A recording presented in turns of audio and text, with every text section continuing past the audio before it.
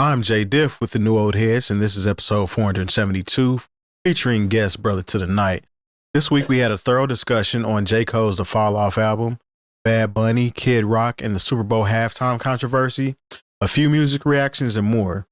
Support us and get the uncut 2-hour show by becoming a Patreon for $5. And if you're on YouTube, please click the bell and turn on notifications. See you in the comments. Peace. Salutations and welcome to the latest episode of the New Old Heads podcast, episode 472. I am DJ Jay Diff. I am here with my friends. Let's start with the one with the Pittsburgh outfit on, dripped out. I'm trying. Okay, Jay Moore. Hey, what's going on, everyone? All right. To the left of him is Lonegevity. Hi, that's me. How you doing? I'm good, man. I'm all right. I can't complain. Good. And then to the right, my brother to the night. Hey, how's everyone going? How are my studious friends? We're studious. just learning and stuff, I guess. Yeah. Talking and shit and making spit. Yeah, it was, it took a lot of, mental fortitude to get through, this week's music selection. Yeah. That we're going to talk about. So A lot of fortitude. yeah. It did. No, Yeah, was it rough? we'll talk about it, but I spent a whole 2 days man. Yeah. I Let me take a break and listen to it again. I definitely spent the 2 days because I actually tried to listen the night it came out. I had just got off work. I pressed play and I was like, you know what? I'm not going to be able to listen to this right Yeah. now. Mhm. Let me just wait till tomorrow. Because So, I had all plans to make a video as soon as it dropped, and I was like, I'm not going to be able to do that. So. J. Cole has released his quote-unquote final album, if you will. The Fayetteville MC says The Fall Off is his last one, and if so, he's going out with a 2-disc opus that's dense, sometimes frustrating for some, and what some may say is beautifully human. Let's just do a review because I know we've all listened to this, Mhm. and let's just kind of talk about it around the table, kind of like high points. Let's start with the high points, and we can talk about the low points afterwards. So, I don't know, Jay, you want to start? The high points are Cole can still rap his ass off. Mhm. Yeah. I don't feel like on just a rapping level, he's lost a step. If anything, it's still very enjoyable to listen to him rhyme. Sure. So I'll just say those are the high points. The one song where he's talking about being hated on by there's probably some dude in Fayetteville who's feeling some type of way right now. Oh, yeah. I love that record because Yeah. it seems like he's a tad angry and petty and bitter, and not really bitter, but so much was like, I told you so, you Mhm. bum, Yeah. whatever. BAN. I'm here for that. I'm here for all that. I know some people It's personal. like that. You know what I did not like? The what was it? His ode to I used to love her. Yeah. I was like, he could have kept that. He can stay on the good stuff now. Okay, stay on the good stuff. Yeah, stay on the good stuff. There's probably a good 13 to 14 tracks here that I think are just top tier. To the point where I might make my own version of this album. Sure. So, I can listen to it, in the way I like. I mean, I do that for people who put out longer projects, to where I create my own playlist as their album. So I don't feel I have to skip around. I don't just do it for these newer albums where we talk about how they do it for streaming. I did it for Life After Death. There's my mix of Life After Death. I remember, shout out to, and rest in peace, my buddy DJ 2 Deep. He went in and actually edited Only Built for Cuban Links because he didn't like all of the skits and stuff. So he did it to where he tied it together and it's just all songs. That's kind of cool. And so I think with modern technology, people are able, now mind you, he did it actually cut it up and reburned it to a CD like that. Now with everyone just listening through the DSPs, you can create your own playlist. And I'm going to do that with this album. I think the production in spots was good, was not great, but good. And I just think, like I said, I like to hear people who still care about the art of rhyming. And I don't think there's one part on this album where I'm like, okay, J. Cole, you could have kept that. That was some bullshit. As far as the actual rhyme schemes and the actual creativity, as far as putting the rhymes together, I think he did that all through this album, even on the songs I didn't like. Fair. I thought it was a J. Cole album. You know what I'm saying? I don't think it was where it over exceeded or under performed my expectations on my listens. You know what I'm saying? It wasn't over the top. It was just kind of melancholy as far as like, it's J. Cole. You know what I'm saying? I mean, and it was some, I think as a whole, it was actually a decent project. He had some shining spots on there. I like how he started off the album with the take that shit to trial, but he using the 2-6 reference instead, and then with the beat too. I like the fact that he used features. Yeah, Tim's on the song with Future. Futures was really singing on there. He too. was. That was actually a good Future song. I agree. That's probably my favorite record. Was the Bunce Road Blues was probably my favorite on there. But it was because of Tim's.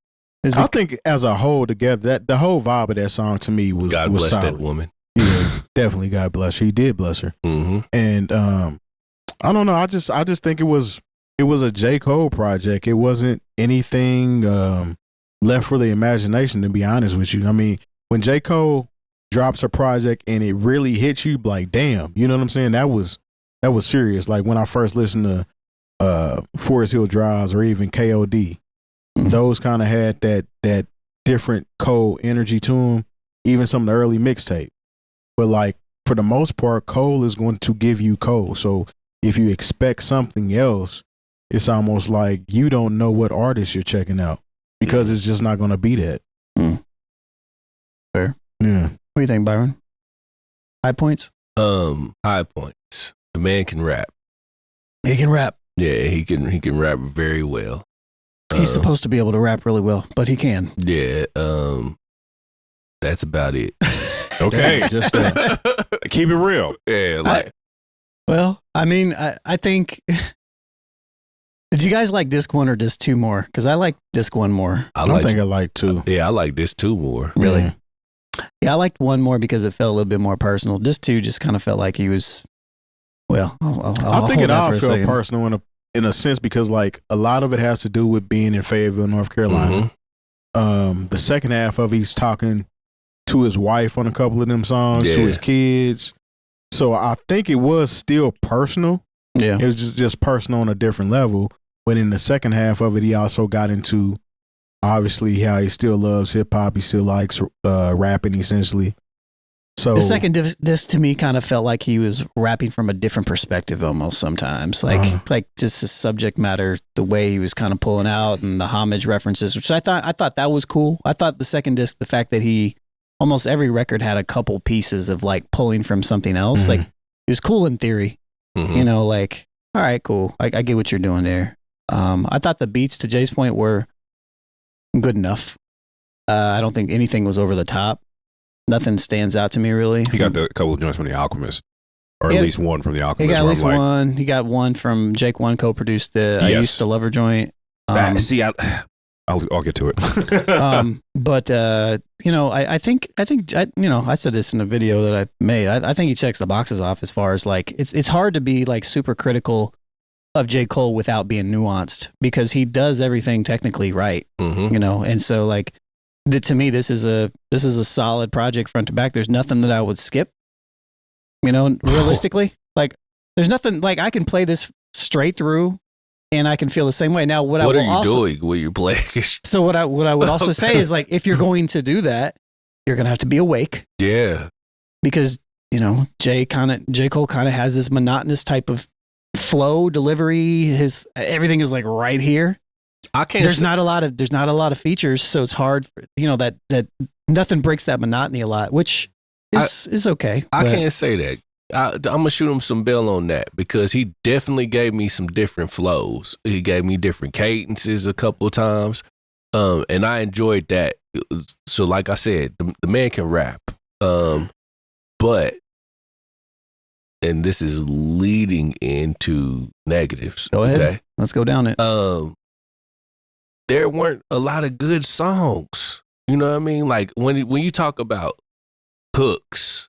You know what I mean? And shout out to Sounds by Cam because he's the one that I first saw this, man. He was like, man, the song structure, like as far as hooks go, and memorable hooks that make you want to sing the song over again, I didn't get that at all. The Let Out was the one that stands out. The pirate song. Yeah. Yeah. Yeah, he don't have very many songs. Like when you think about his whole catalog, I never think about Cole when I think about a hook. No, not really. But he has some very memorable songs. Yeah, damn, you're right. There's not really. Yeah. I can't think of it. You can't even remember a hook right now. Nah. Power Trip. But I think that's more or less because Miguel. And probably Crooked Smile. Yeah. Terrible. Yeah, but I'm saying he's never been the guy that I'm expecting to hear a dope hook from. What was the song with Burna Boy? But that's not. I that was the only thing I heard that made me think. Okay, single maybe. Or this joint with Missy, where she's the one doing the hook. Yeah, that she was responsible. Yeah, for it. yeah. So I mean, he's just not somebody I look to as a hook man at all.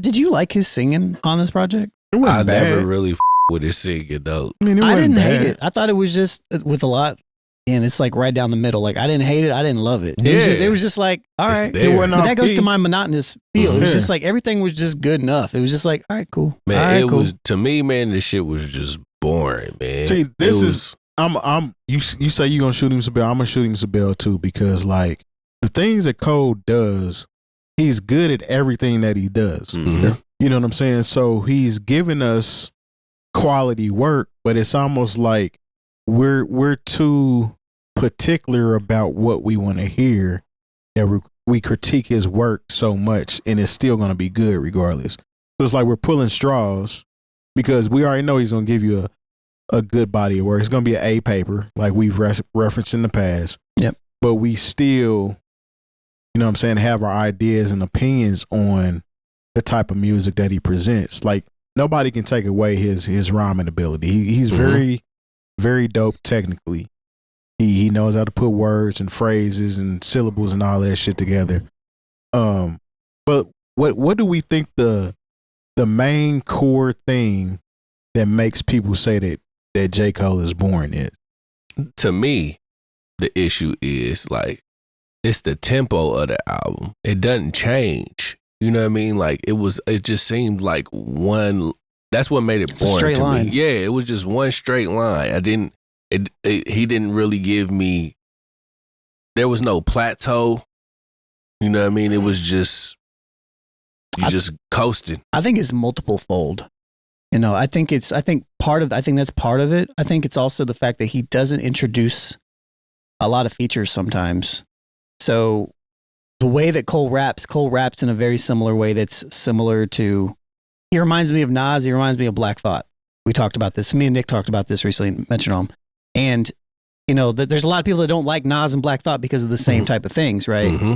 And it doesn't mean they're not great MCs, you know, because they're both great. And I think they're all different in their own different type of way. But all of those artists have gotten the criticism of like, you're boring or you're not varying from that line that's kind of like really straight, you know. That's the first time I heard somebody say that about Black Thought, actually. I'm a huge fan. I think what saves Black Thought a lot of times is the roots. Mm-hmm.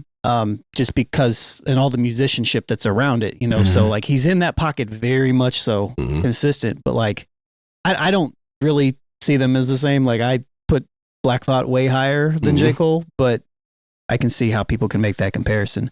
Another thing too, I think is, I said this before. I think it's his personality in a way. I thought he gave you personality this album. I think he did too. I think it's how he gives his personality out.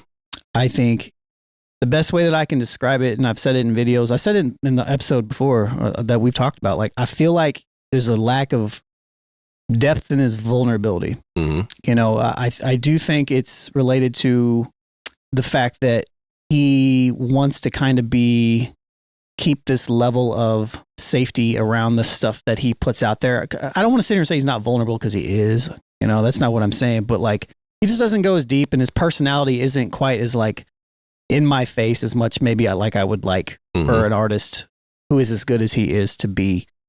And so you want more emotion from J. Cole? I want him. I don't feel like, all right, if you and I are having a conversation about some shit, right?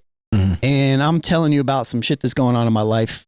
And then all of a sudden, you know, like we're just talking about the stuff back and forth and it's your turn to talk. And you're just like, Yeah, man, I went through some shit too, man. It was kind of similar. And then that's just it. And that's it. You know, but or like you say something that's kind of surface level, but you're not cutting any deeper than that. And and I feel like sometimes like he just doesn't give me the meat and potatoes of it in a way that like feels authentic. And a lot of it feels performative. Again, I think he's, to what everybody's saying, he does everything super well. And sometimes it's hard for me to kind of to feel like, is this just him performing really well? Or is this like, because he knows how to give us these emotions because he's smart and he understands like, I need to go extra heavy on the end of this. What's that song that he did that I actually like, Quick Stop, where he's building up this and he starts rapping really serious at the end, all this stuff. And what I'm hearing when I'm listening to that is like, I feel like this, I don't feel like that's emotion. I feel like you're just performing that for me. And I know there's levels to it, but I feel like all this goes into why sometimes like his stuff just doesn't resonate super well with me. It's the intangibles with him. I'm going to say this and I might catch hell for it, but I don't care. Every time I hear Kendrick in a lot of Cole's music, man. You know what I mean? Like when I heard, to me, Born Sinner is Diet, Good Kid, Mad City. This is Diet, Mr. Morale, and the Big Step. You know what I mean? Like, I think that's another critique I'd have is like, to your point right there, and then I'll let you jump in. I feel like he gives us a lot of like what he sees. He's almost like Logic 2.0. Oh. You know, like, Don't do that to him. I mean, Logic is a shapeshifter. So is Cole. Not in the same sense. I get what you're saying. This too on this is shape-shifting Cole to me. Every single song starts from like, oh, this is a cool idea over here. Let me take this chorus, this thing that's happened already here, and let me craft something around this idea. Boom. Let me find an idea that is not original, that's already been done by somebody else better. Yep. And let me put it in my own type of way. God bless. And then give it to you. Yeah. And that's why like this too, that's what turned it for me to help me understand what it is about Cole a little bit. It's like, I feel like he's an authentic person, but it just doesn't come out in his music sometimes. It just feels like he's an actor. You know, like in Wonder Man, when I don't want to reveal too much. Wonder Man was fired, by the way. Remember, so there's the part where Wonder Man is going to this guy's house. And he's like, I just want to follow you around and see what your life is like. Let me just write all this stuff down, and then I'm gonna go and take that and create this great body of work because I know how to check all the boxes off and do it. That's what it feels like to Cole. Because that, what was it, a Quick Trip, whatever. That is Diet. How much $1 cost to me? You know what I mean? We all heard that. We heard Diet Rewind. Yeah, you know what I mean. I mean, like, that was a good track, man. I see. This is the thing, but it was very. I mean, everybody. Okay, so that's exactly what he said. I feel like every rap artist has somebody that they pull from and have recreated the wheel essentially for something on their album. Something inspired them to make. There's no new ideas. Right. Yeah. So like, and he went off on that. I still feel like that's one of the best songs, even with the album coming out. That's still one of the best songs on the album to me. Which one's that? Originally called This 2 Track 2. Now it's you're called talking about the Nas Rewind. The Fall Off is Inevitable. Yeah. That's a fire ass song, man. Now on the I Love Her Again, I'll give you that one. Heard that 10 times already. I heard it, and I literally just heard it because Simba put out a song very similar to that. Oh, really? A week ago, because he thought he was mentioned in this whole J. Cole situation on the mixtape, the Birthday Blizzard. 26, yeah. He put out a song that is very, I Still Love Her, talking about his relationship with hip hop. That was better than J. Cole's. And his came out a week ago. And this one was on Cole's album, which had already had to have been recorded. You know what I'm saying? Yeah. And that's been done before. That song's been done. I thought what was interesting though, the joint where he talked about Biggie, the what if Biggie and Tupac had apologized to each other, blah blah blah, and they I wouldn't thought that be was dead. cool. I thought that was cool I couldn't too. stand it.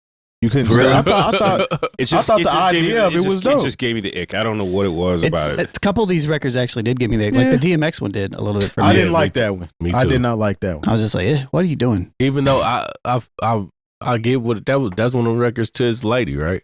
Yeah. I get it. Like I fully understand what he's doing here. Yeah. Somebody actually brought up that Tupac Biggie song and was like, oh, now he's bringing them back from the dead, saying that it's hip hop to apologize. Well, which was a very interesting take because I never thought of it until I was like, damn, okay. Simba references being apologetic on his version of I Used to Love Her as well. And when he says it, he's kind of like, I never thought of it being an apology. And even that song that Simba made is more so of I feel like you took a shot out at me. I still rock with you, but I got something to say to you, essentially. But yeah, man, Cole is gonna do Cole, man. I feel you when you say that you feel like he needs to be more open. That's just that's like a personal feel like thing. He's holding back. That's a personal thing. Yeah, you know, like I still think it's a good project. Yeah, but that's just me personally. Like we only have so much time to listen to music. That's why my video that I put out is named "I'm Never Gonna Listen to This Again" because I'm not going to. Like it doesn't do enough for me. And for some people it will, and I think that's straight. That's cool. That's fine. But for me, it's just not. Like I'm going to gravitate towards people that when I listen to them, I feel like it's them, and I feel like it's 100% them. When I listen to Mick Jenkins, I hear Mick Jenkins 100% of the time because he's still hungry. You know, maybe that's part of it. But you can still. I can honestly say I've been listening to J. Cole since day one. Obviously, there was a time where he was hungry and wanted to get this record. Do you think that's what it is? Not like all the way together. Like, you know is that why Diss 2 is so much through the eye? I mean, don't get me wrong. There's personal stuff in all of the records that he's writing, obviously. But is that why everything is kind of derived from a different idea? Like he's trying to find, I don't know, inspiration. Because he doesn't know what to write about. I don't know. That could be it. But he said, "I love her again." So I feel like the inspiration is there, and he actually had hinted on people being done because they don't have anything to talk about. I don't think he really exhibited that type of energy on this project. Like when somebody drops a project and is like, I'm done, it generally leaves you wanting more. And it sounds like I'm kind of wrapping this shit up. Like even the Jay-Z's The Black Album, it sounded like I'm about to rap real nice and give y'all a whole bunch of dope ass tracks and I'm done. Even the way the album ended, it was like, damn, this can't be the end. This album, when it ended, it was like, this ain't the end. Right. There's no way that he can walk away from the rap game and this is what he left. And this is supposed to be, you know what I'm saying, my curtain call or my bow to the crowd and I'm about to just do life. I'm just not, I don't believe that one bit. Well, to your point about him not having anything to talk about, you give me an album called The Fallout and you are approaching 40. And then you make an album to me talking about when you were 29 and you went back home. What do you have to talk about now? Yeah. I think the fall off was symbolic. I don't think it has anything to do with. I get all of that. But you told me 2 years ago, the name of the album was The Fallout. And then you give me a concept album about you at 29 and you damn near 40. Yeah. That's why it's not the end. Definitely not. It's not the end. I hope so.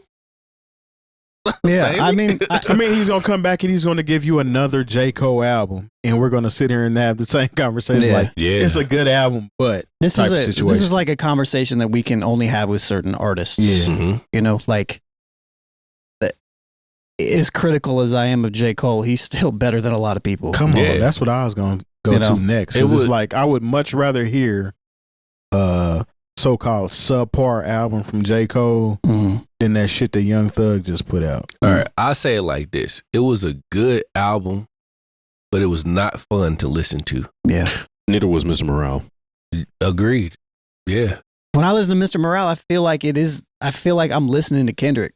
I feel like I'm listening to his story. When I listen to The Fall Off, I do feel like this is J. Cole, but it just doesn't feel dense. It doesn't feel densely J. Cole, and maybe there's just nothing there. I don't know. I don't know. I could kind of relate to some of these songs on this. Like the Let Out I like the was official. Like, listen to that song. I literally put myself into leaving the Mecca nightclub. And am I going to make it to the crib because people start acting silly in the parking lot type shit. Yeah. There's other songs on there that I felt too, but like, again, this is J. Cole, man. This is his experience, and I don't think he's ever been that artist that is not going to give you a little bit lower than surface level about his life. Mm-hmm. Yeah. And that's just what it's going to be. Yeah. And he'll always give you something from, you really don't get him in the moment. So I guess because Forest Hills Drive, his best album was him when he was in middle school, high school. Yeah, that was the subject matter. Yeah. Just so you never get him in the moment. So you'll get whatever he's been going through now whenever he drops another album. Maybe. And maybe that's another piece to this that I just didn't really kind of think about in full. You know, maybe that's just part of his art, is to be able to fully take a time period and to analyze it and to reshape it in a particular type of way. You know. But it still leaves me kind of wondering, like, who is this guy? Who is this guy I'm listening to right now in this moment? Mm-hmm. You know, we may have already answered this question, but was this 2-disc swan song the magnum opus fans were promised, or does its massive 100-minute runtime make it frustrating final chapter? If it is a final chapter, which we've kind of alluded to, we don't necessarily think that it is. I'll speak for myself. Sure. I was frustrated just because it was hard to get through. Yeah. But there's several J. Cole fans that are happy and pleased. You know, who am I to speak against their experience? You know Absolutely. What I mean? I can't say that I'm a big J. Cole fan. I've always liked his music, but can I say that I'm a real true fan of his? I can't say that I am. I've listened to everything since the warm up. Mm-hmm. You know what I mean? Warm up to come up. Yeah. Friday Night Lights. Yes. Oh, so I've been there since the beginning of his journey, but I can't say that I really latched on. I didn't really become a fan. I didn't really start enjoying his music for real. And he like, I'm listening the night of it drops until Forest Hill Drive. It was the same for me. And then everything after that, it's just been not that. Yeah. Yeah, it's the same for me. Because I thought that was, because I was a little late to like liking Cole, like liking him. I was like, he doesn't really do a lot for me. And I've heard records that I kind of liked, but it was that record I was like, okay. Mm-hmm. I was late to the party, but here I am. But he hasn't, you know, his features have been the highlight to me for the last decade, you know. You know, where he's featured on somebody else's. Yes, yeah. Okay. Because he goes in on those. He definitely does. As far as speaking from like a Cole fan point of view, I don't think you could do any wrong by giving them a double disc. I don't feel like that's going to bother any of them in the least bit. That might bother somebody like Byron was saying, being somebody that just casually listens to J. Cole.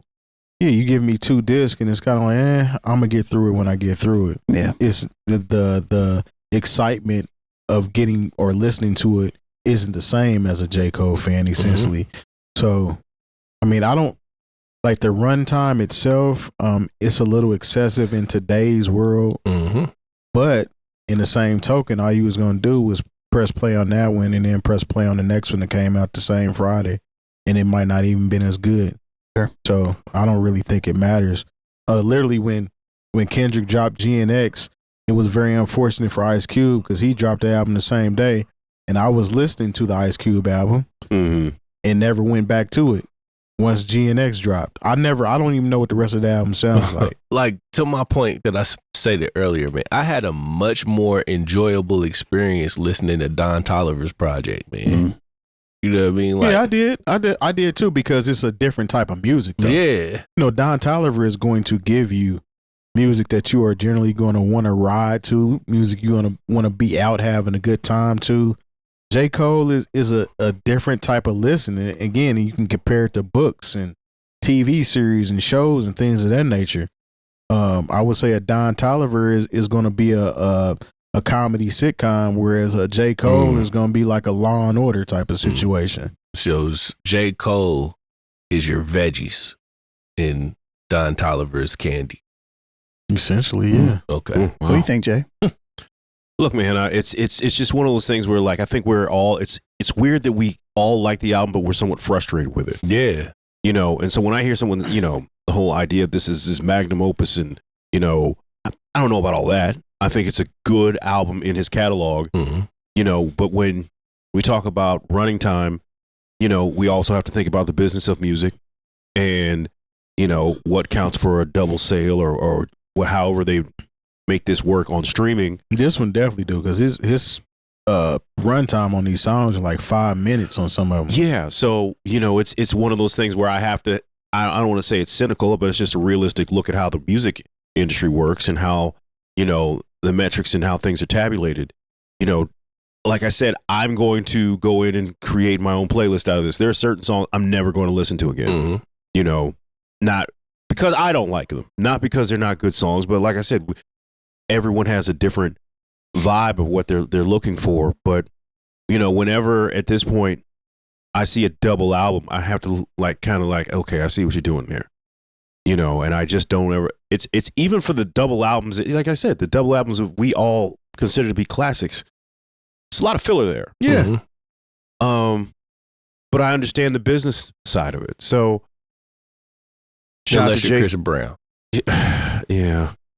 It's not a lot He's of filler an anomaly in there. because Chris Brown dropped a double album and they're still releasing singles off that double album when another albums came out. Yeah. And E40, he dropped like a quadruple album, but He does it all the time. I mean, but there are people like, that's where I got the idea, well, from a myriad of places, but like I know people who do that with their Chris Brown albums who are fans of his. It's like, look, I don't like all these songs, but I make enough of them to create a playlist, and you know, upon first listen, that all of them count as being listened to. Mm-hmm. Sure. And you know, so that's why Chris Brown's albums do a good job at charting, because he has those hardcore fans that are going to listen to his entire project. They'll even listen to it while they're asleep, you know, because that's what he's told them to do.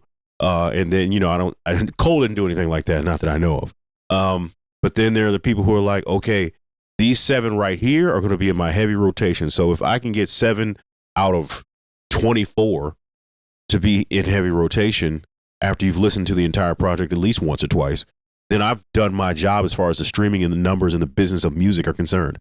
So I was thinking as you were speaking that maybe I need to check myself, because when I was even thinking about like the features that he was doing, and the soundscape behind those records, not many of them were really up tempo. Like the joint with Benny the Butcher, the joint with Lil Yachty. what are you talking about? Just how the Just talking about production features behind it. in general. Oh, you're talking about J. Cole's features. J. Cole's features. Gotcha. Those records weren't up tempo records. You know what I mean? Bob Boat wasn't either. Yeah, all of these records were He don't do up were tempo. cool, Yeah. but at the same time, to hear if I heard those in succession, like one track after the next, would I be tired of listening to? Right. You know what I mean? You're just getting him at like little bite-sized pieces of what he does. Yeah. That's fair. I did want to mention one other thing that I thought was really cool about this project was that this was essentially like him repping his hometown. Yeah. Mhm. And I think that was kind of a cool thing to do as well. Mm-hmm. You know? That's what it was heavy for me. It was just more so of a rep in the city that he's from, and Yeah. that's that. It was not a bow. Did you see his little 9-minute little mini doc YouTube. type Mhm. thing where he was like selling CDs out the car, his trunk and everything of that nature? Yeah. Do you have any thoughts about that? Let me tell you this about Jermaine Cole. Yeah. When he drops a project, the release, he does not miss. He has never missed on how he releases a project. Even back to the shows. Yeah, even back to the mixtapes. His team around him, superior marketing when it comes to his projects. I don't think there's anything else anybody could say about that besides that. He doesn't miss there. Yeah, he gonna get out here and sell it. Yeah. It kind of goes back to what I consider what the fall off actually is him starting grassroots. He's literally selling CDs out of his trunk. He's pulling up on college campuses.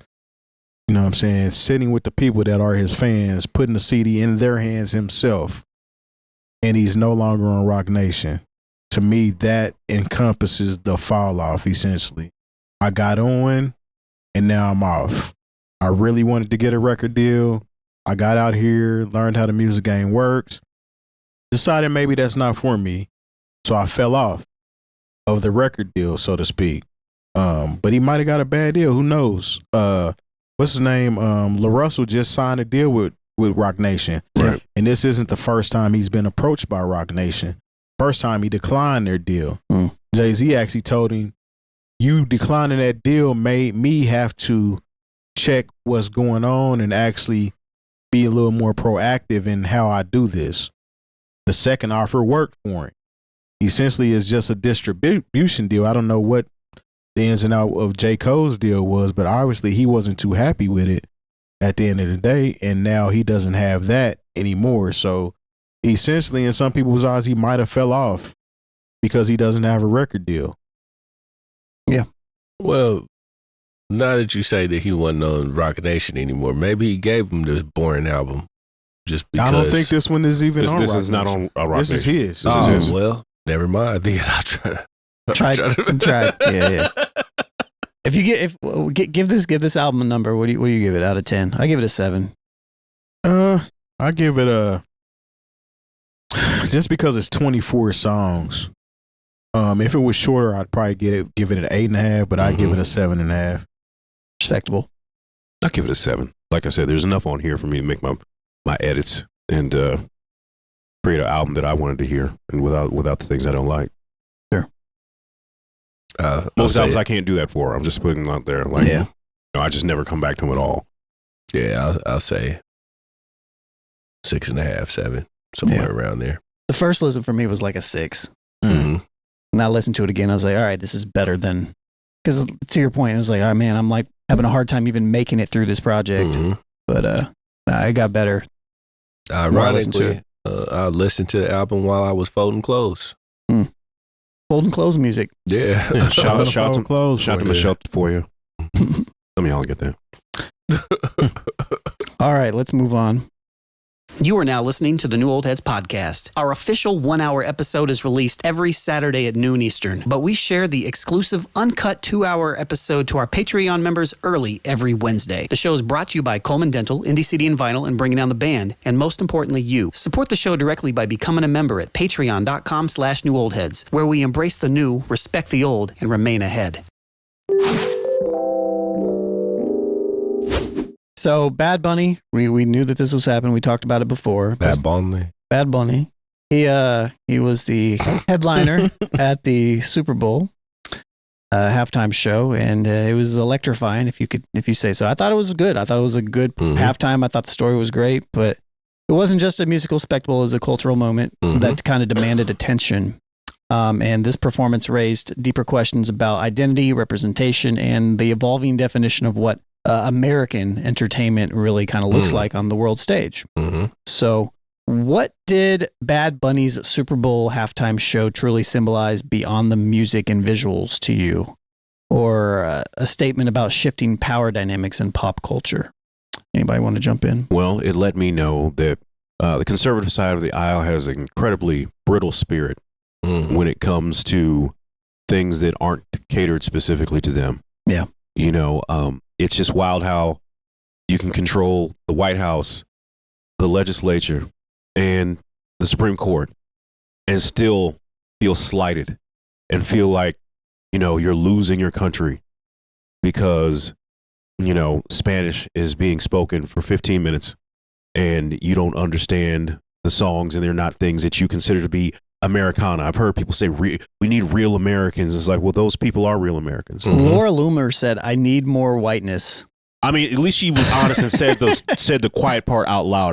It's like I can almost admire it's not that. white enough for me, is what she said. Actually, and quite honestly, it hasn't been white enough for her probably in the last 7 to 8 years. Yeah.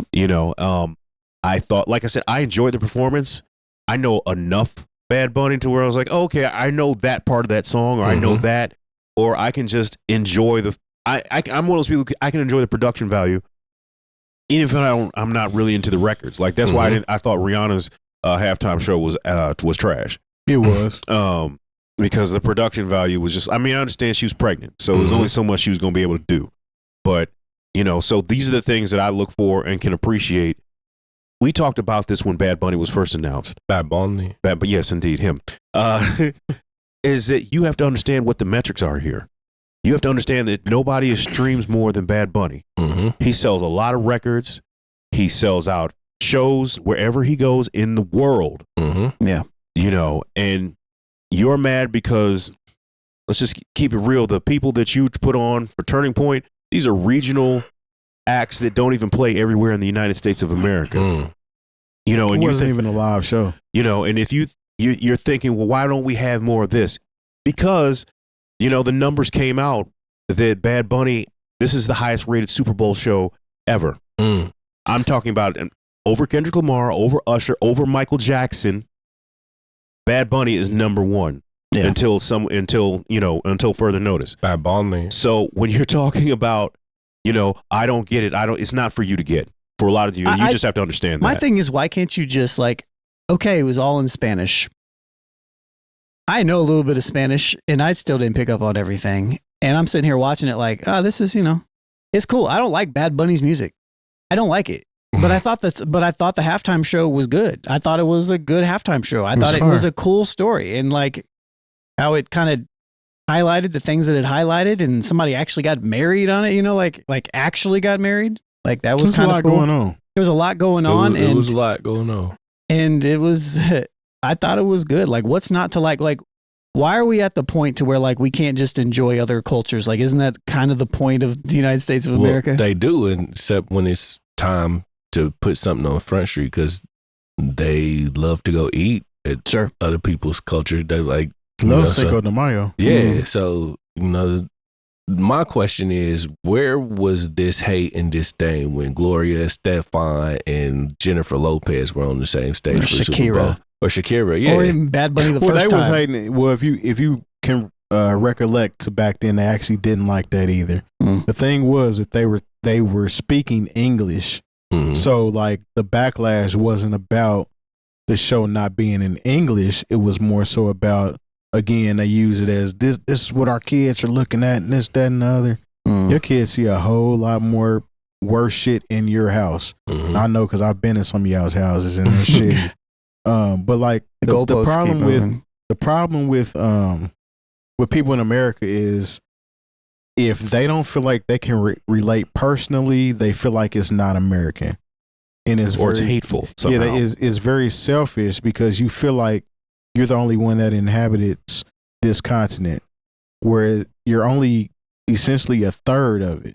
You know what I'm saying? There's a whole lot more, and then you have all these U.S. territories that don't really have a voice for themselves, and I feel like he did his propers by not only representing where he's from, but actually calling out the other U.S. territories that are, just as American as everybody else. They just don't live in the United States of America. But they still spend the same money as you. They still eat the same groceries as you. They're still under the same laws as you. And a lot of times they're underprivileged, more underprivileged. Well, they're definitely more underprivileged, because that was part of the show too. I mean, he had the people on the light post, and they didn't have proper power for 6 months. Yep. Because, they're U.S. territory, so the government seems that they don't have to make it to them, essentially, or as soon as possible. They do the same shit over here, depending on where you live at. Kanye and you know what I'm saying? George Bush doesn't care about black people. Yeah, they do the same shit sentiment over here. It's just that at that point in time, New Orleans was Puerto Rico. Yeah. But we have a whole lot of mess going on to be focused on, versus you saying it's not American for somebody that's American to perform at the Super Bowl just because they aren't speaking English. Yeah. That's just ignorant. It's just good old fashioned American racism at the end of the day. Yeah, and the callback or the answer shouldn't be turn the channel to watch a Turning Point concert. Well, let's jump into that. Let's fuse these two together. I think it makes sense to do that, and then we can jump into the meat and potatoes of this too, because there's a video that is accompanying this that makes sense for us to. I don't fault that kid for doing the Super Bowl, getting in front of a global audience. I fault the NFL for putting him in that position, and turning point for having to come out and have an alternative for people to watch. It's just poor kid, poor rich kid. Man, I think this all started 2016 with Colin Kaepernick took a knee. Roger Goodell really had a real problem on his hand back then. And I think he was like, how do I get out of this and, keep making the tens upon millions of dollars a year that I make, in a predominantly male black league?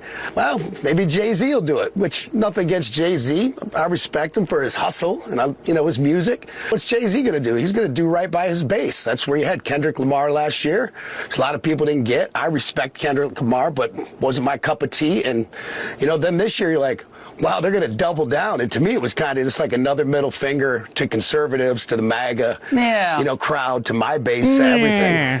Was the All-American halftime show a genuine attempt to provide agenda-free entertainment for a neglected audience? No, it was full of agenda. Or an intentional pivot from the main event, either way. It was full of agenda. I mean, it's one thing to say that you didn't agree with who was picked for the Super Bowl to perform because you don't understand what he's saying. There's another thing to follow it up with a MAGA rally, essentially, during the halftime. That's an agenda. You know what I'm saying? It's an agenda. It was pre-recorded. Trump didn't even watch it. He was watching Bad Bunny. Yeah. He had a whole lot to say about that. I mean, same shit that he says every time he doesn't agree with something. It was the worst thing ever, blah, blah, blah. Anyway, it was 100% agenda situation. So, I mean, nobody can tell me anything different. Anybody that specifically tuned in to support that agenda. Yeah, I agree. What channel was it on? Nobody knows. It wasn't on a channel. It was streamed. YouTube. Look, this is the thing. The people got blocked on Twitter. The people who actually would watch this, think about what they had to go through. Okay, you had to turn off the Super Bowl. Mm-hmm. You had to go to some app, whatever, and then you're putting the people who even care about this sort of thing through all because like I said, it wasn't on a channel. Mm-hmm. Not like you could hit the skip or the flashback button and just get back to the Super Bowl after it was done.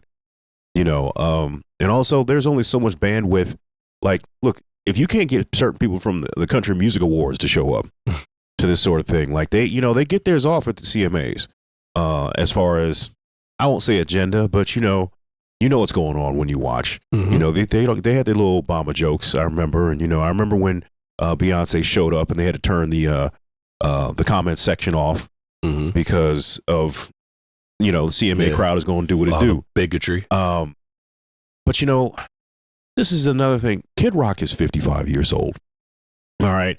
And one of the hardest things for certain people like Kid Rock, and I've seen this from other people, on the internet who watched the show and certainly didn't watch the Turning Point show, is they're like, oh, I just don't get it. And it's not for you. You've aged out of even being close to being cool. I'm pretty sure there were some older Hispanic people who were like, where's Tego Calderon? They didn't,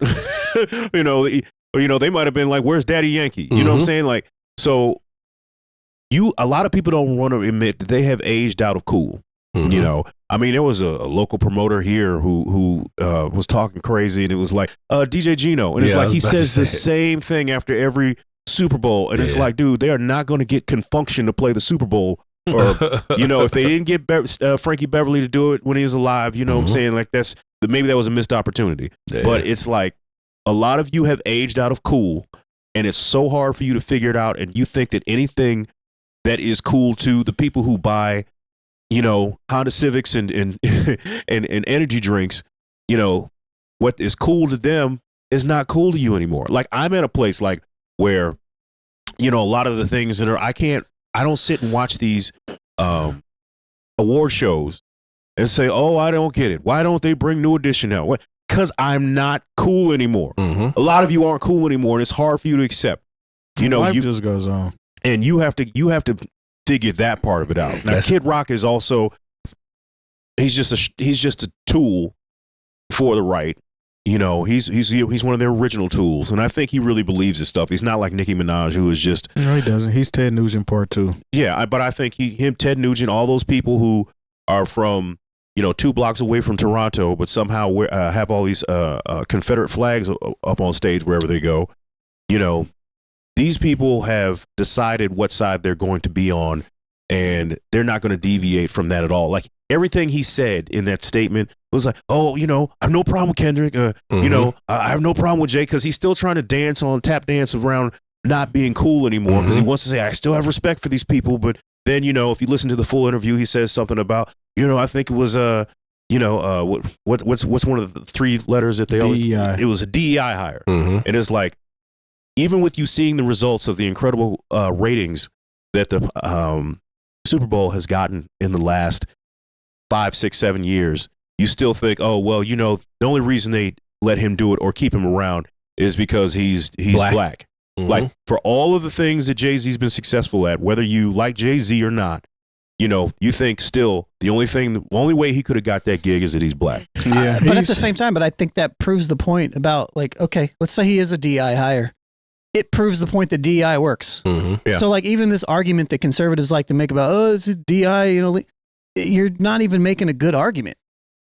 Yeah, it'd be one thing. You're just clouding your racism. Yeah, it'd be one thing if, like, every year, like, half the people tune out the Super Bowl, you know, because of whoever Jay-Z picked. And then we'd be like, well, maybe Jay-Z wasn't the right person. But clearly, he's got something figured out. Maybe he's connected to people who have a mindset and a cultural capital that you just don't understand. Well, honestly, they stopped watching a long time ago. The only reason they watched the Dr. Dre one is because, you know, Dr. Dre and anything NWA and Eminem adjacent is always cool to a certain crowd. So they like that one, but literally every year since then, they have not liked who is performing. So you're losing list or viewership, but you're still breaking records. So at the end of the day, it's still showing that your idea or your opinion doesn't make any sense and it's irrelevant. As far as Kid Rock is concerned, he's actually cosplaying as the people he's trying to be around. You know what I'm saying? Other than, I mean, he comes from a rich background, but he tries to act like he comes from the same trailer park that Eminem came from. Yep. But yet you're acting like you were less fortunate than everybody else, but you never were in that position ever. You were a DEI hire in hip hop that just didn't work out. I mean, they literally used you for Jay-Z's hip hop honors, and you couldn't get 99 Problems right. I mean, let's be real. Like, even like his big hit, Ba Did a Wah Did a Bang the Boogie, whatever it's always called. Been bullshit. It's him in a bunch of trailers in the background and things of that nature. He only got hot off of the connectivity. No, he's cosplaying. It's like, well, he was Eminem adjacent. Yeah. He was Eminem adjacent. Also, there was this crazy kind of rap rock hybrid that was happening with Limp Bizkit, Korn, Linkin Park. You know, and it was that thing that's happened at the end of the 90s. A lot of it wound up being a part of Woodstock 99. You know, the kind of the angry. He came out with the pimp coat on and all that shit. That kind of the angsty white people. You know, because they wanted to have their edge too. Like hip hop had taken all the edge, and rock music had kind of fallen off as far as like, you know, it went from, you know, the grunge, and then kind of grunge fell off, and then it just turned into something else. And so it was like, hey, here's this cool thing. We're cool too. See, look, you don't just have to look at the rap guys and their their nice cars and their nice suits. Like, look at us over here. Like, we're, you know, and we're safe. We're edgy and safe, and that's where you get someone like Kid Rock. You'd be like, oh, look, Kid Rock. You know, despite the, you know, the Confederate flags and the little people on stage and the wildly misogynistic lyrics, it's like, it's still better than sending my kid to go see Method Man. Yeah, even though you look like Joe Dirt, you didn't come from that upbringing. So, you know, crazy. Joe Dirt. Yeah. He's got some questionable lyrics too. He does. I mean, and that's the thing. When you put your spotlight on yourself in this way, then people start digging into, we don't really remember Kid Rock. Let's go ahead and dig into it. And then you find out he's got songs about essentially, you know, liking underage girls and this, that, and the third. And you're like, oh, well, this is who conservatives have decided to make their champion. But at the same time, considering all the Epstein stuff, I mean, I guess it kind of all lines up right now. You know, like the fact that people are so much angrier about having to hear 15 minutes of Spanish music than they are about not even that 13. Yeah. You know, all the misconduct around underage, not women, girls. That has been a trope in music for a long time, though. Mm-hmm. It has. And and we can look back at it now and be like, all wrong. Yeah. All wrong. Yeah. I'll say this, though. I think a lot of these people that are so upset about this should probably not eat at these restaurants from these nationalities that they claim to not like. Mm-hmm. Man, stop engaging in the cultures. Yeah. Stop engaging in the different cultures. Like if you have something, those are different though, because those are my mixes. Well, I mean, that's and they so go vacation in Cancun and Puerto Rico. You know what I'm saying? So I tell you what, they're serving me though. I'm just gonna keep it real. It doesn't matter if you don't go to ethnic places or not. Those people are still making your food. Yeah. I love this phone yang.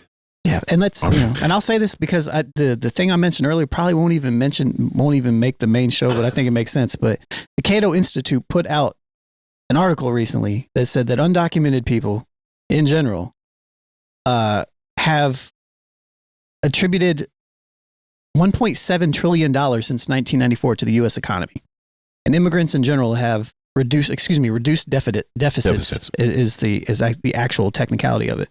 By $14.5 trillion since 1994. It's like 14 Elon Musks. That's a lot.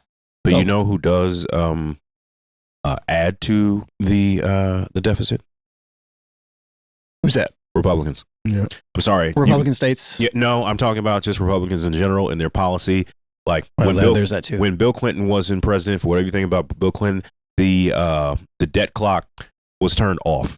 And all that was, we had a surplus, and that was all thrown away under George W. Bush. Look, you can say whatever you want to say, but I am going off things I actually read in books. Mm-hmm. Things that are actual math. Like, you can't argue with math. Yep. And this is what happens.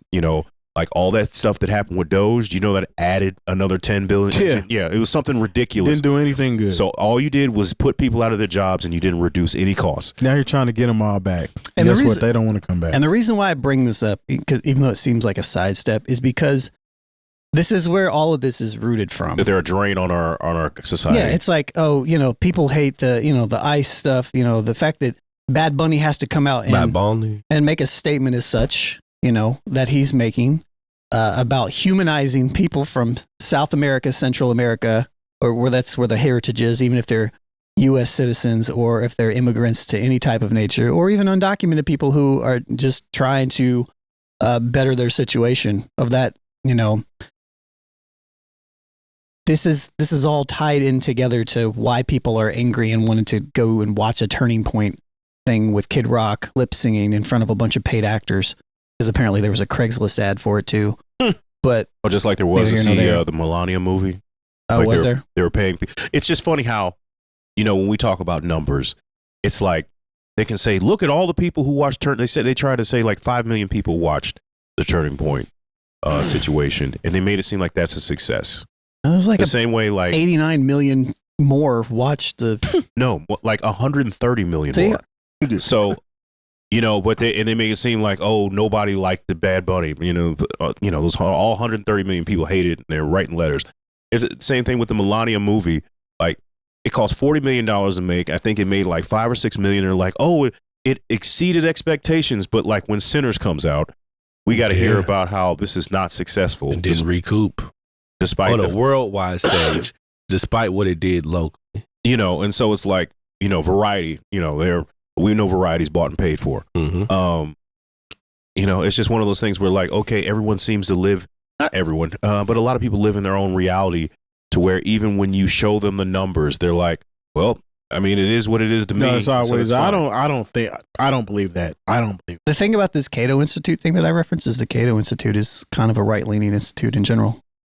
So. Yeah, but they've been infiltrated. See, that's what they'll say. They'll say something like There's that. always a goalpost that's going to be moved farther away. They don't believe it. It's like a 270-yard field goal at this point. Yeah. So, I mean, it's just like, okay, guys, if this is, someone said it, and this pretty much sums it up to me. The same people who, wanted their own halftime show, those are the same people that wanted their own water fountains. Right. Yeah. Not all of them, but it's the same people. It's the same people. It's the same mentality. Yep. Well, you know, things always come full circle. Well, yeah, because I'm sure they wanted their own water fountain until, you know, they saw the other people having a good time over by their water fountain, and then, hey, what's wrong with that? I want that water fountain now. Yeah. I mean, but then they just want to commandeer the water fountain. Yeah. Well, I mean, it's just like, I know my people. Hey, man, look, I sat there when The Who performed, and and I didn't have shit to say, and I, you know, could care less. Mm-hmm. All you got to do is get up and go eat. Yeah, man. You're at a Super Bowl party. Or just sit there and talk to whoever's next to you. Who fucking care? It's like, that's what drives me crazy, is because people make a big deal out of nothing.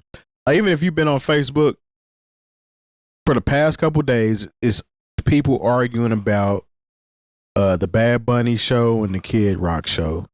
At the end of the day, did anybody really lose any sleep over this shit? Not at all. To me, it's just a way to positive racism. So my question is, if you did decide to get up during the halftime show and not participate in viewing what was going on, what did you eat? Tacos. Enchiladas. Tacos and burritos. Dip. Nacho dip. Somebody might have some plantains and some rice and beans. Avocado, guacamole. Yeah, man. Guacamole. No, they just got up. They had some hamburgers. Yeah, they had some hamburgers. Some hot dogs. And apple pie. Apple pie, yeah. Little water for dipping. A little water, yeah. With raisin salad. Some Oreos with water. I seen somebody. I like raisins. I thought this shit was so hilarious because it was this white lady that I used to work with, and she made a post about how upset she was that the performer didn't speak any English. And I remember a couple years ago her crying over her Hispanic boyfriend that had left her. So I just put them. I was like, "Oh, it all makes sense." Yeah.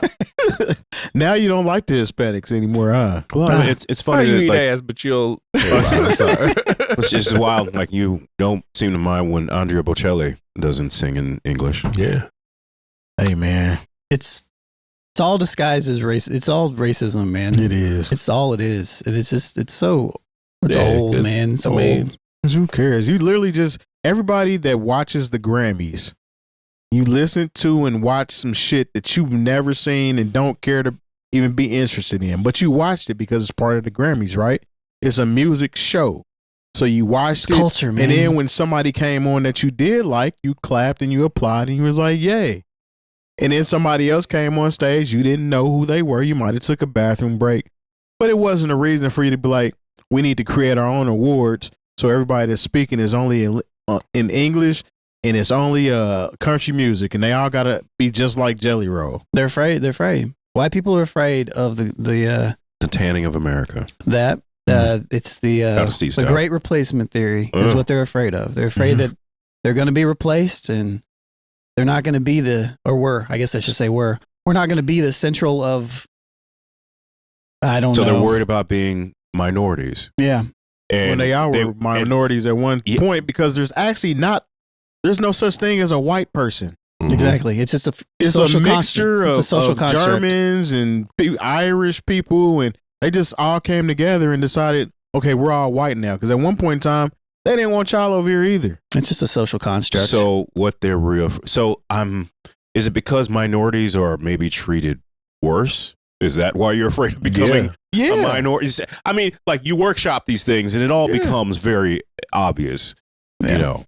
I mean, look, there are people who are afraid that we're going to bring back white slavery when Obama got elected. Like, they was going to have to report to the cotton fields. I remember they said racism didn't exist until Obama got in office. Wow. Or like, he brought it back.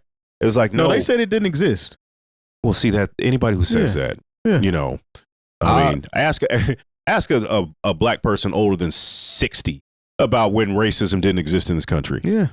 I watched Beyonce go to the Grammys and perform Ave Maria, and nobody said anything about it. That's not in English. Mm-mm. But it's just, see, Spanish makes, for whatever reason, people get so much angrier at Spanish because that's where you feel like they took your job, you know. And it's like, no, you didn't lose your job in IT because somebody came over here from Mexico 2 weeks ago. Like the jobs, and I hate to even be like this because it's not true completely, but the jobs that, you know, they're doing, the migrant workers who come here are doing the jobs that you literally don't want. You don't want it, you know. And I think it's, and the thing is, what we're really having a problem with now, what makes me sicker than anything is people who are actually going through the process who are being snatched out of line. Yeah, that's what everyone should be mad at. But you know, everyone's not mad at it because once again, the face of it is people who speak Spanish, and that once again goes back to why they were so upset about Bad Bunny. Or the people that are here, people that are here literally legally, and then statuses are changed by the government. Like, oh, by the way, this is no longer a protected status, or no, actually, by the way, this is no longer a thing anymore. It's like, oh, cool. So you're just then it gets evil, because then it goes down to the private prison industrial complex. Yes. It goes to slave labor with these concentration camps that they're creating to generate money for these private prisons. It goes back to the 13th Amendment, but adjacent, because it's about migrant people and people that have even less rights than people that are prisoners, which is kind of crazy. And it's scary. But anyways, back to Willie Vanilli. His ass wouldn't have got chosen for a Super Bowl halftime show if Jay-Z wasn't part of it, or whoever's a part of it. Nobody who performed at Nobody's Turning Point ever had a chance of being on at the Super Bowl. I didn't even know some of these people. Exactly. Most people did. Kid Rock did do a Super Bowl, didn't he? He probably was featured on somebody's act. Yeah, with Diddy. It was like Nelly. Yeah, it was a real mess. Yeah, I remember that one. It was Diddy, Nelly, Aerosmith, Britney Spears. Yeah, they was just he probably trying to appease everybody. He's trying to appease everybody. He would never get his own. No. I likes him. Nobody. Once again, some people do. Once again, he is 55 years old. It is his time of being even perceived as cool outside of the margins is completely over. Oh no, Jay-Z's still cool. That's different. You know, we're talking. It's not though. He's just not Kid Rock's just not a cool motherfucker. Hey, he's a piece of shit. He had snakeskin leather bell bottoms on with no shirt and a fur. I like to think whatever age that I am, that I have some kind of, you know what I'm saying, reach back to people who came before me. Now I know my place still regardless, but I don't feel like the age is going to necessarily erase your cool. It's just his ass. See, if you're still trying to be cool to people, I'm not, and I could be cool to my peer group, but I'm not trying. I don't give a shit of what a 19-year-old thinks about me. Touche. You know, I'm leather blazer, know how to match my my shoes with my belt, wear the right cologne, cool. I ain't fresh. You know what I'm saying? But like, so the type of cool that you're still trying to aspire to where you think you are the peak and the right there in the mainstream, that's over with for you. You're 55. Well, I think to bail shot, and maybe I need to go straight to hell for this, but I don't think he's trying to appease to 19-year-olds. You know what I mean? No, I mean that's why he's not cool. That's specifically why he's not cool. Yeah, he's trying to make Sean Hannity happy. Yeah, he's appealing to 14-year-olds. That's sad. That might be true too. Yeah, freaky. Chris Handsome, freaky boy. Yeah. You know, the one thing that I thought people were going to have something to say about, they didn't have anything to say about, and that was when them two guys was grinding on each other by the truck. Too. I saw that too. I thought they was going to have something to say about that, but nobody said that. So I was like, ooh, yeah. I was watching it on my phone at work, so I didn't get to pick up everything. Like from what I was saying, it was fire. Like, no, it was cinematically good. It did exactly what it was supposed to do. I mean, it started out in the sugarcane fields and kind of evolved into like the barrio and the bodegas and all that. Man, that shit was fire. Yep. Yes. Okay. Hot take. It actually was. So Jackson's hot take is that it was better than Kendrick's. It was better than Kendrick's. So. I think the way it was put together. Yeah. I mean, it told a story. Visually, it was Visually. more visually. Visually appealing. it was better than Kendrick. Because when you think about Kendrick's stage, it was a triangle, an X, and a circle, like an Xbox or a PlayStation controller. And it would pan over to what's his name? Samuel Jackson, who was like Uncle Sam, essentially. What made that performance look good was the camera angles that it was showing us at home. Same thing. If I was at the game and I seen that performance probably wouldn't have looked the same way. That's the exact same thing, though. Yeah. Because like It is similar. Yeah, because if him drone. falling through that stage, for him falling through There's the a stage into drone. that room and all that stuff, people in there they didn't see that shit. They probably seen that part on the jumbotron. Yeah, that's about it. Same thing. It was But like, reviews. I mean, like, I feel like as far as messaging is concerned, I think they're about even. Mm-hmm. You know what I'm saying? But as far as like the visual, what word storytelling? Yeah, the storytelling in the Bad Bunny one was fire. With like the visual effects. Yeah, it was out of. Somebody got married. It wasn't as cold. A real wedding. It was a real wedding. Like, that's cool. Yeah. It wasn't as coded as Kendrick's. Nah, it wasn't. But like, that's what they say. The subject matter that Kendrick touched on definitely affects me more personally. But that doesn't mean that I can't respect what Bad Bunny did and what his represented. How you eat ass, but you don't like Bad Bunny? Come on, man. Hey, evil world we live in. Yeah, man. What if a motherfucker just don't do either? I guess it balances itself out, huh? No, you got to do one or the other. Oh, okay. I don't know if you got to. Yeah, it happens accidentally. You accidentally ate some butt, huh? Grazed the tug a little bit. You got a little wild that night. Yeah. Freaky boy. little toilet paper on the tongue, huh? Freaky Off boy. the ball. Freaky Little toilet boy. paper all And he was like, well, you know what? I mean, it's right there. You're like, I do love her. Yeah. Nah, there'd be people out there eating ass, people they don't love. They just met them today. Yeah, that's eating crazy. that ass. You need to pray. You need to pray more about it. I could see you. I could watch you get fresh out of the shower. Be like, no, I still ain't going. I think about it. No, you take 3 steps and that ass is still it's still ass. Yeah, he said you got good, cool 3 steps and start being ass again. Huh? I mean, you could have really washed your ass thoroughly. Like squash did it and all that shit. Huh? What you're saying is that you would do it if you were in the shower. That's what it boils down to. Anyways. Episode number 472 of the New Old Heads podcast is in the books. Thank you for listening and thank you for viewing. Make sure you like and subscribe, and also check out our Patreon. Become a $5 member. Get involved. We'll see you in the comments. Make sure you hit the bell for notifications. Yeah, that too. Yeah, Peace. all of that. Bye. I think. Bye.